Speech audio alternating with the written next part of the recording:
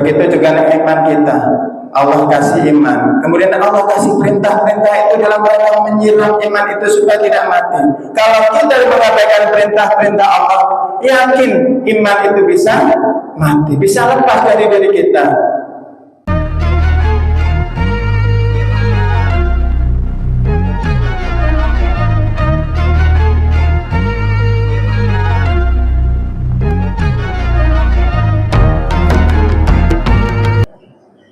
Assalamualaikum warahmatullahi wabarakatuh. Bismillahirrahmanirrahim. Alhamdulillahilladzi an'ama bi ni'matil iman wal islam. Asyhadu an la ilaha illallah wahdahu la syarika lah.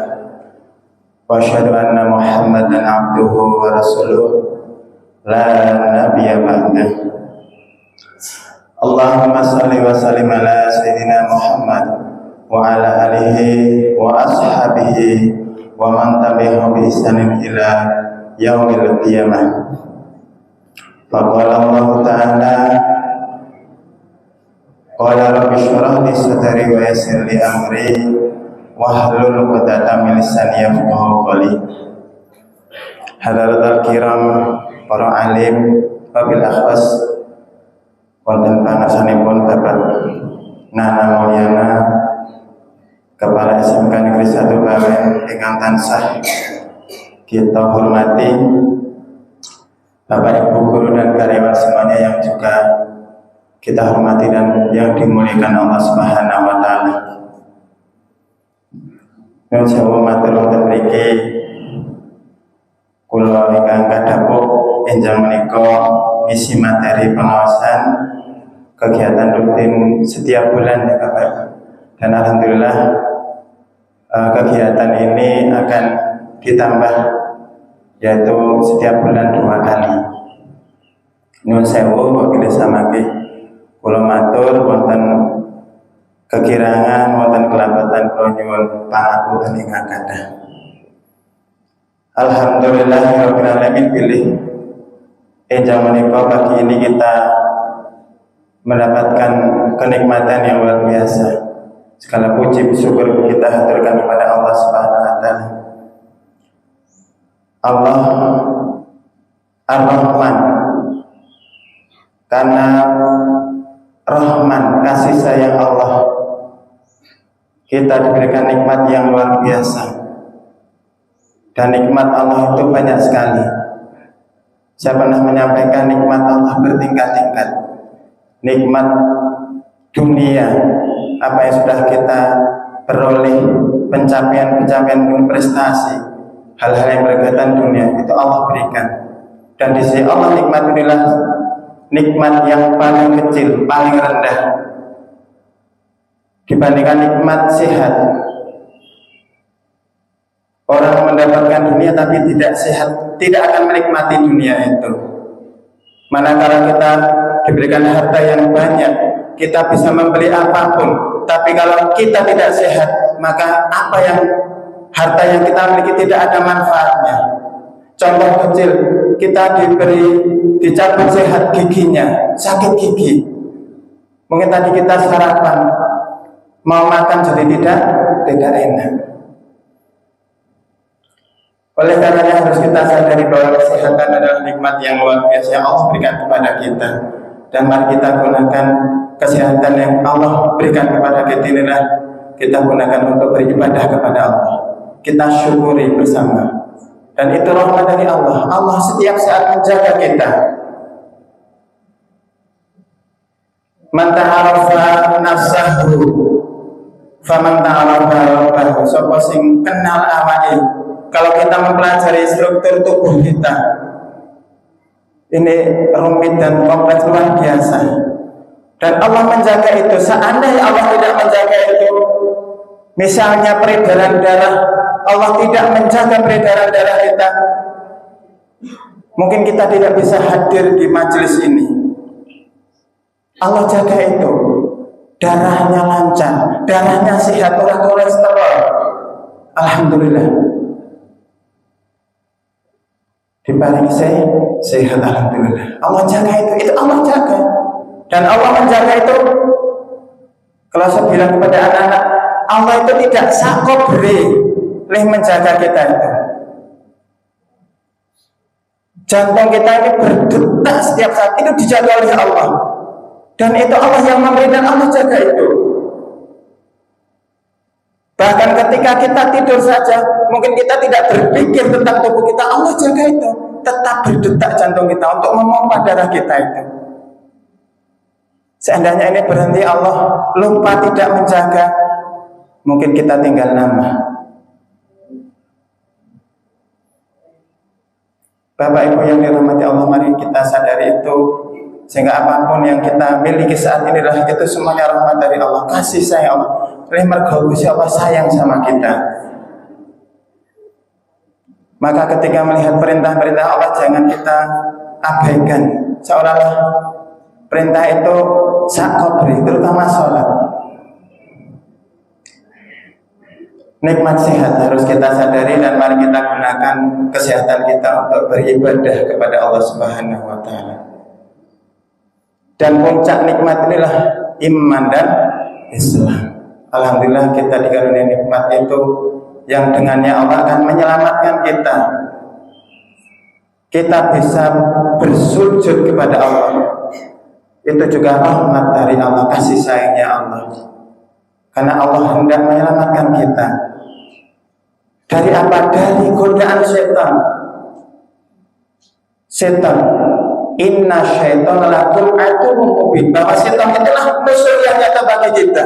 Sebagaimana setan telah menyesatkan moyang kita Nabi Adam, maka setan ini berjanji kepada Allah akan menyesatkan seluruh umat atau keturunan Nabi Adam, akan disesatkan, akan diajak bersama-sama masuk ke neraka. Karena setan ini sudah divonis oleh Allah menjadi penduduk neraka.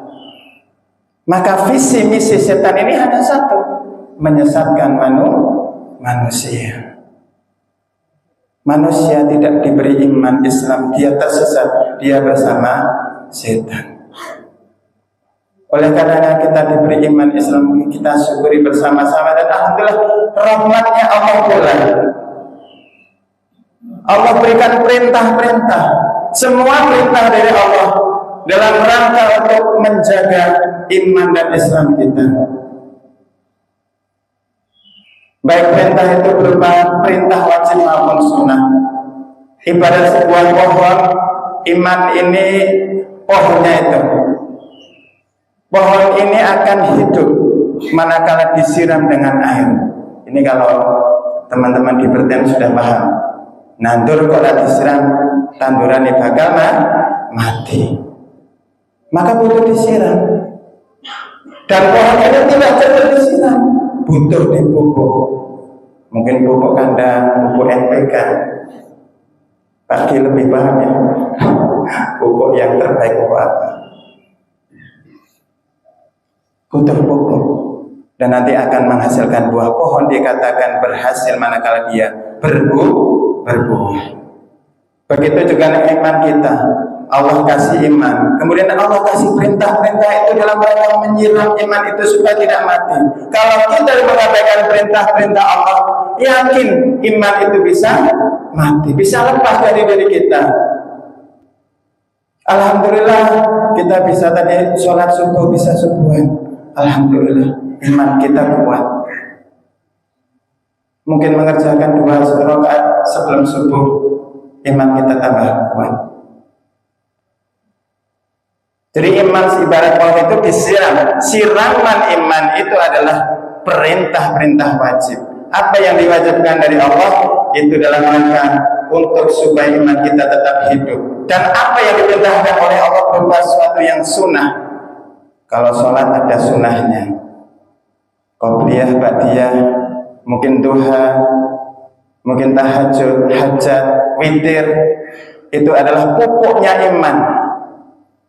Dipupuk ben subur. Dan nanti hasil akhir dari iman, buahnya iman adalah akhlakul karimah, akhlak mulia. Maka puncak ilmu itu sebenarnya ada adab, akhlakul karimah. Bagaimana kita ya berkolaborasi atau ini berinteraksi. Kalau saya mengatakan berhubungan negatif kesan, berinteraksi dengan sesamanya menunjukkan akhlak yang mulia. Akhlak itu ditunjukkan lewat perilaku kita. Maka iman yang kuat itu pasti akan lahir dalam bentuk akhlak, sikap yang mulia. Masirul muslimin, alhamdulillah itu rahmat dari Allah, dan Allah memang menyiapkan, Allah punya 100 rahmat. Allah simpan 99 rahmatnya kelak akan Allah berikan di akhirat. Dan Allah berikan satu rahmat yang Allah berikan di dunia ini, dan itu mencakup seluruh makhluknya Allah. Sampai seluruh makhluk itu berkasih sayang, sampai yang namanya ibu memiliki kasih yang luar biasa. Dan itu tidak berlaku hanya kepada manusia, bahkan makhluk yang namanya binatang pun mendapatkan rahmatnya Allah. Makanya kalau ada indukannya, babon istilahnya. Saya pernah melihat video itu, ada elang ini menyerang sekelompok ayam, yang situ ada induk dan anaknya. Ya, kemudian induk ayam ini kemudian membela, mempertaruhkan nyawanya untuk melindungi si anaknya itu dari serangan elang itu. Itu semua karena rahmat Allah, satu rahmat yang meliputi seluruh makhluk. Dan yang 99 ini Allah simpan, Allah siapkan untuk kita semuanya, golongan orang-orang yang beriman. Makanya kalau kita dikasih iman, alhamdulillah, kita bisa sholat, alhamdulillah, ini rahmat Gusti Allah. Kita syukuri bersama-sama.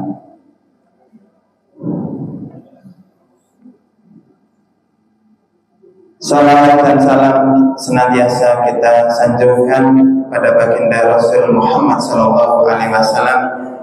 Beliau adalah suri tauladan kita, ya Nabi akhir zaman, dan beliau Nabi yang satu-satunya mukjizatnya ada sampai sekarang. Alhamdulillah saya buka ini Al-Quran ini. Kalau nabi-nabi sebelum Nabi Muhammad ini mukjizatnya itu berlaku hanya pada Nabi itu. Khusus Nabi Muhammad, Allah karuniakan mukjizat yang luar biasa. Pertanyaannya selalu disampaikan oleh Pak Kepala Sekolah ya. Setiap pagi, setiap hari, apakah kita membaca mukjizat ini? Kalau kita bandingkan, kalau saya jujur saja antara HP dan Al-Quran lebih banyak buka HP-nya. Tapi kita berusaha menyempatkan, jangan sakobere. Kita buka Al-Quran, ini mukjizat dari Allah SWT. Allah kepingin sekali ya, lewat Rasulullah, dengan mukjizat ini kita, iman kita itu semakin bertambah. Karena Al-Quran ini mengajarkan logika, bagaimana Allah di dalam Al-Quran menyampaikan bagaimana Allah menciptakan makhluk, supaya kita berpikir makhluk yang namanya nyamuk.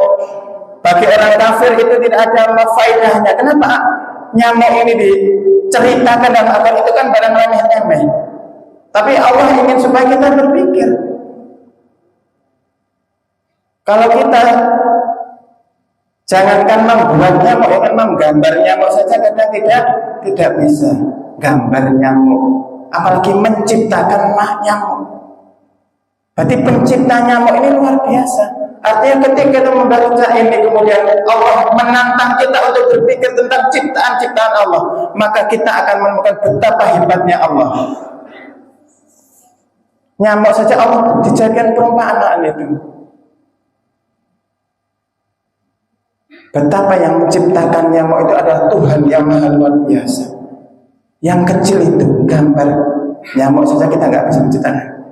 Saya nggak bisa membayangkan nyamuk kecil itu ya seperti itu. Dia badannya kecil, kan? Sayapnya kecil, bisa dia sistem tubuhnya seperti apa itu.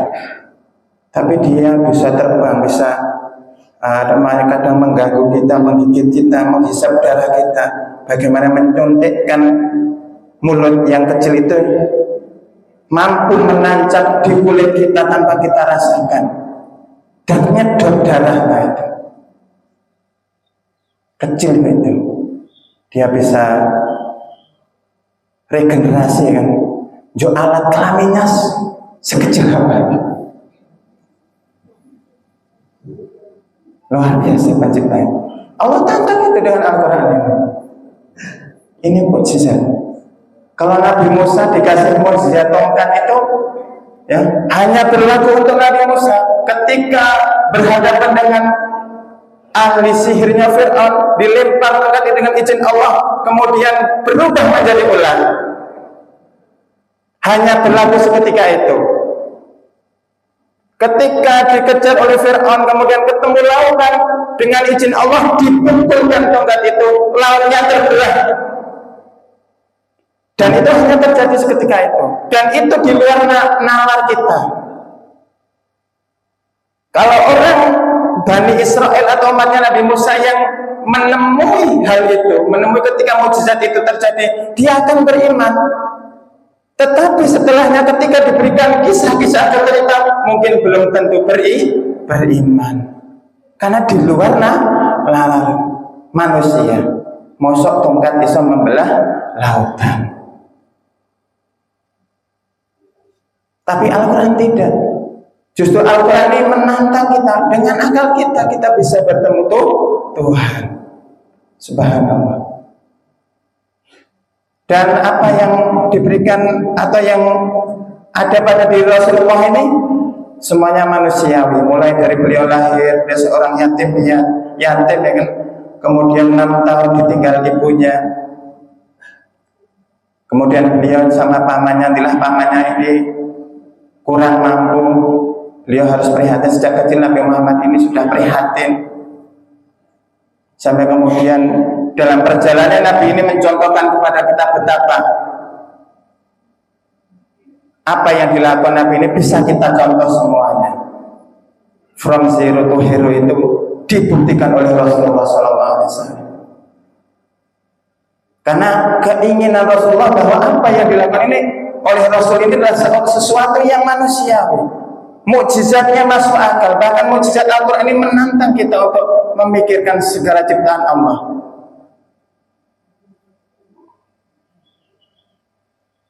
Maka mari kita jadikan Rasulullah ini teladan terbaik bagi kita. Rasul sukses kepada dalam hal perniagaan. Rasul sukses dalam hal dakwah. Rasul sukses dalam hal menjadi kepala keluarga. Rasul sukses memimpin. Ini abada Rasulullah yang semuanya adalah manusiawi, bersifat manusia, artinya bisa dicontoh oleh kita semuanya. Masirul muslimin rahimakumullah, dan alhamdulillah kita masuk di bulan Rajab ya. Kalau di musola di masjid ya, pujian setelah adzan itu ada doa-doa yang memang itu disunahkan oleh Rasulullah. Allahumma barik lana fi Rajab wa sya'bana wa balighna Ramadana. Itu doa yang dicontohkan oleh Rasulullah supaya kita masuk di bulan Rajab ini Allah memberkahi kita. Berkah di Rajabnya, berkah di Sya'bannya, sampai kemudian Allah sampaikan kita di Ramadannya. Dan di bulan Rajab ini monggo dengan pesan dari kemarin Pak Nana menyampaikan, nanti kalau ngisi Jumat pagi jangan lupa menyampaikan khusus untuk ibu-ibu yang masih punya tanggungan puasa, monggo diperhatikan. Ini sudah Sya'ban, sudah pertengahan lebih ya, Rajab maaf, Rajab sudah pertengahan lebih, berarti tinggal 1,5 bulan. Jangan sampai hutang puasa di Ramadan yang kemarin ya belum dilaksanakan atau belum disaur, belum dilunasi. Segera dilunasi karena itu sesuatu yang wajib dan harus dibayar. Jadi kalau puasa itu ketika ibu-ibu ini mendapatkan halangan, jadi karena itu fitrah seorang ibu ada halangan setiap bulannya, haram untuk berpuasa. Tetapi wajib untuk dilunasi atau diganti di bulan di luar Ramadan sesuai dengan jumlah yang ditinggalkan itu. Makanya mengingatkan bagi ibu-ibu yang mungkin masih punya tanggungan hutang puasa, silahkan segera dilunasi, diselesaikan. Kalau sholat tidak, kalau sholat misalnya halangan, ya kemudian haram baginya sholat, tidak perlu diganti, itu diskon dari Allah. Masyiral muslim, kita di bulan Rajab, alhamdulillah ada satu peristiwa yang besar sebagaimana Allah firmankan dalam Quran surat Al-Isra. Subhanalladzi asra bi 'abdihi lailan minal masjidil haram ilal masjidil aqsa alladzi barakna haulahu nuriyahu min ayatina innahu huwas samiul basir. Maha suci Allah yang telah memperjalankan hambanya Muhammad pada malam hari dari Masjidil Haram ke Masjidil Aqsa, yang telah kami berkahi sekelilingnya, agar kami perlihatkan kepadanya sebagian tanda-tanda kebesaran kami. Sesungguhnya Dia Maha mendengar, Maha melihat.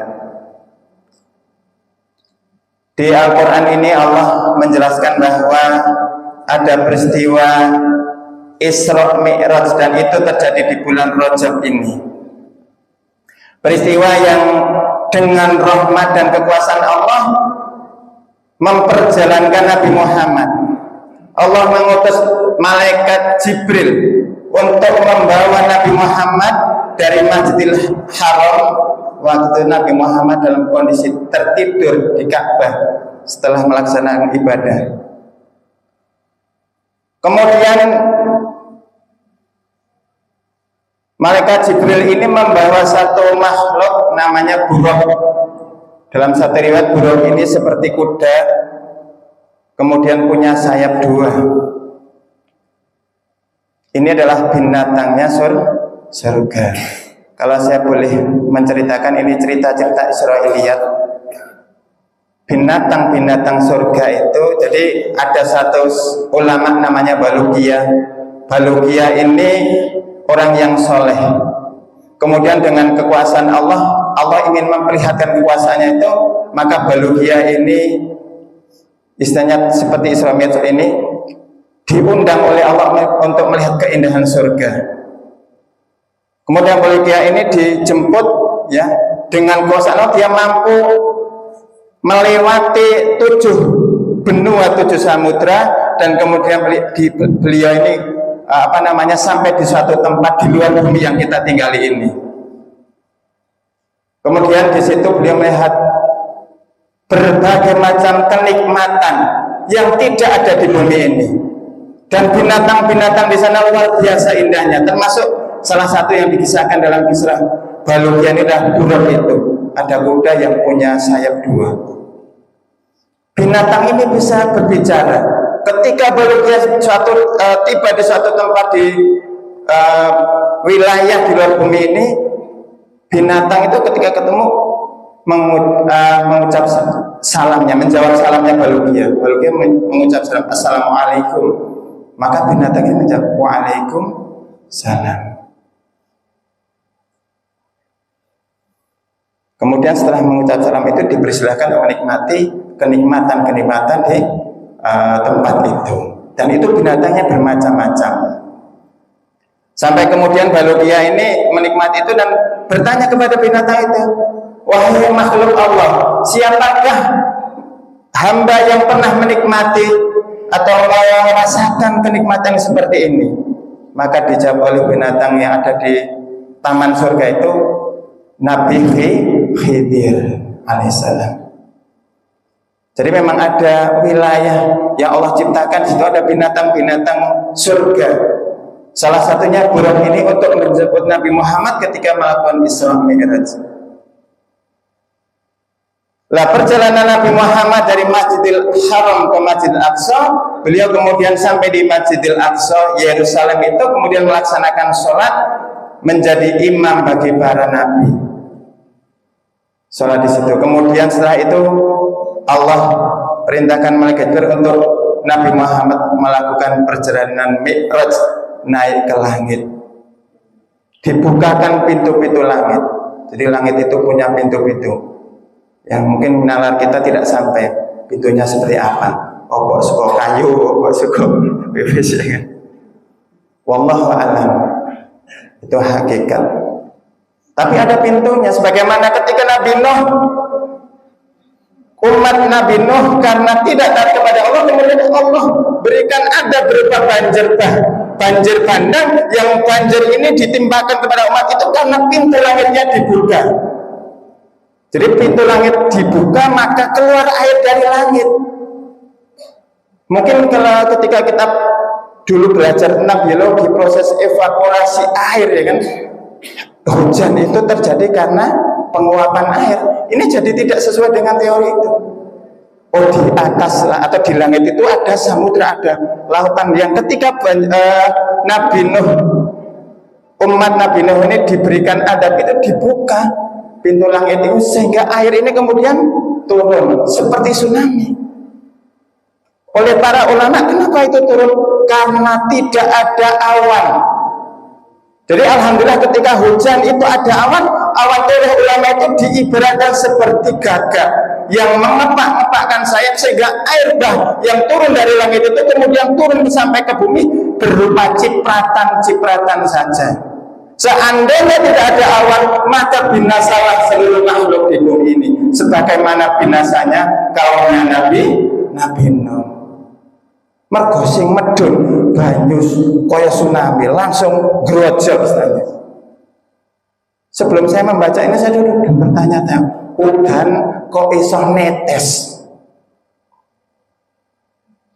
Berarti saya ketemu ini, ternyata awan itu fungsinya untuk meneteskan air yang Allah turunkan dari langit, yang ketika hujan itu Allah buka pintu langit itu. Lah ketika Mi'raj itu Allah bukakan pintu-pintu itu sampai kepada Sidratul Muntaha.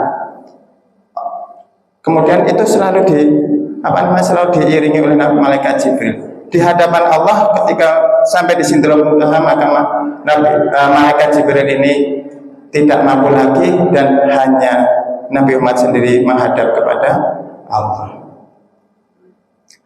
Ma'asyiral muslimin rahimakumullah, ini adalah suatu peristiwa yang bagi orang beriman tentu saja kita percayai.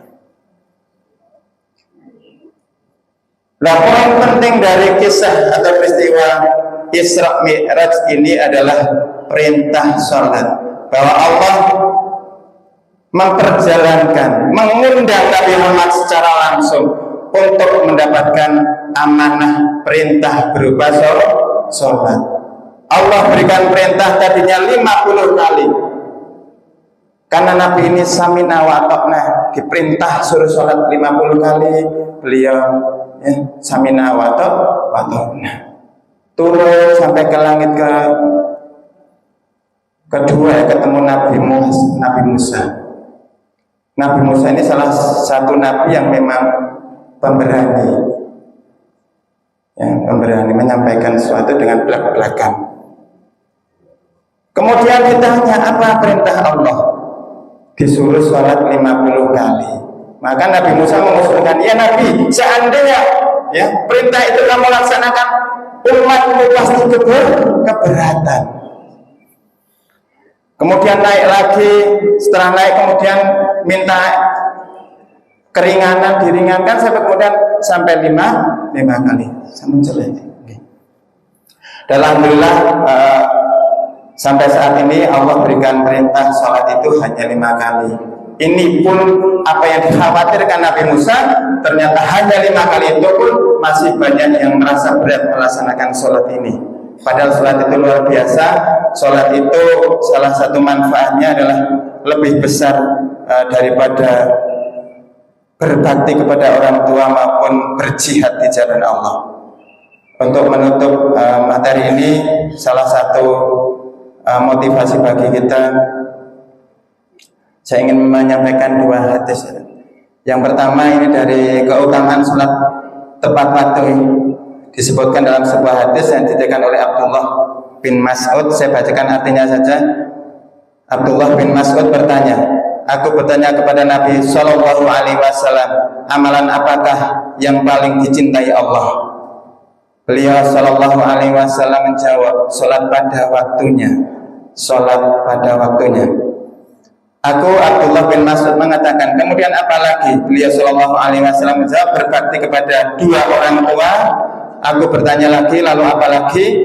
Beliau Shallallahu Alaihi Wasallam menjawab, jihad di jalan Allah. Jadi keutamaan sholat itu adalah sebaik-baik amalan yang dicintai Allah, mengalahkan berbakti pada orang tua dan jihad di jalan Allah. Dan apa yang menjadi pesan dari Sayyidina Utsman bin Affan bahwa sholat itu, ya, keutamaan sholat ada 9. Pertama, dicintai Allah Subhanahu Wa Taala. Kedua, badannya senantiasa sehat. Ketiga, dijaga oleh malaikat. 4, diturunkan berkah untuk rumahnya, mukanya akan kelihatan tanda orang yang soleh. Allah akan melembutkan hatinya dan dapat melalui jembatan Shiratal Mustaqim layaknya seperti kilat.